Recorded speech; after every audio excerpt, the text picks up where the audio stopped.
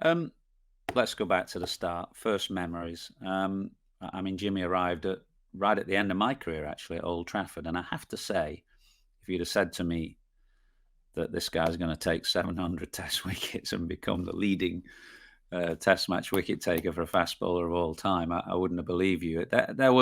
He was quick but quite wayward, and I'm talking right at the start of his professional career here. So I certainly didn't see it coming. But Nas, you gave him his first England cap 2 or 3 years after I met him for the first time at Old Trafford. What were your initial impressions?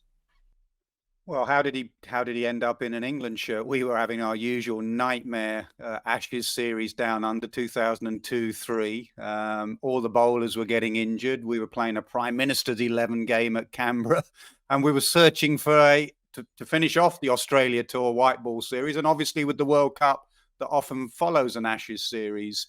And the name just came up, Jimmy Anderson, and you'd heard whispers about this raw talent that swung the ball. And I was like, I've hardly ever seen him bowl. It's not like nowadays you can go to Twitter and find out Jimmy Anderson bowling for Lank's second or Lank's first team.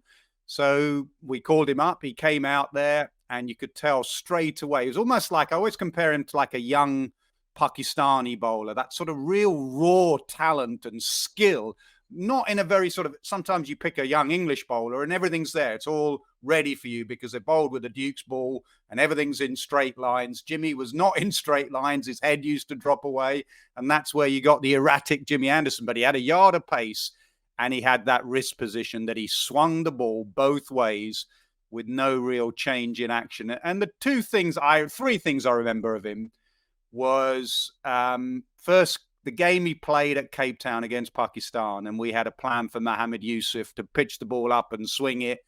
And he absolutely, I forgot the plan, and he bowled it and he executed it perfectly. Full outswing. And you were on the tour before, Ath, when we couldn't get out at all. Mohammed Yusuf, he just got runs for fun against us. And Jimmy, raw Jimmy, just ran up and executed this outswinging Yorker perfectly, going straight through him. The second thing I remember about him was Port Elizabeth when I bowled Jimmy instead of Andrew Caddick. And Bickle and Bevan were batting, and we should have won that game. And I backed Jimmy because I just saw this talent. I love Jimmy as a captain, and I saw this talent. He bowled one of those slower balls that he had, and Bickle just dispatched it into the scoreboard there, and they won the game.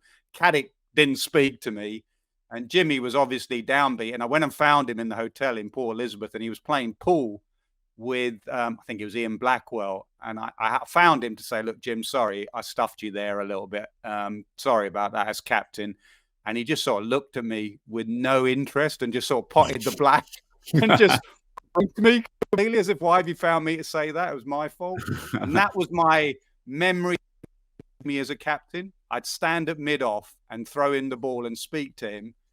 And he was a man of very few words. He was so shy, so quiet. I know some Indian fans and various fans around the world have seen him go at Kohli and various other batters. But I can tell you, when I played with Jimmy Anderson, he was a man of very, very few words, very shy. But boy, did he know what he was doing with a ball in hand. Brody, do you remember when you met Jimmy for the very first time? Yeah, he didn't say a word to me. It wasn't just me then, thankfully. Phew. Gosh, yeah, very, very quiet, very quiet. Yeah, I was at Loughborough Uni it must have been the summer of 2006. So I'd maybe played a couple of ODIs. Jimmy had a stress fracture of the back, so he'd had one of those like braces on and had come in to do some rehab. And yeah, just really a really shy man. So it's not like he'd walk into a change room and be like, "Hi guys, how are you?" Shake everyone's hand. He just sort of walked in, went straight to his spot, and walked out. And I was a bit like, "Oh, it's Jimmy Anderson,"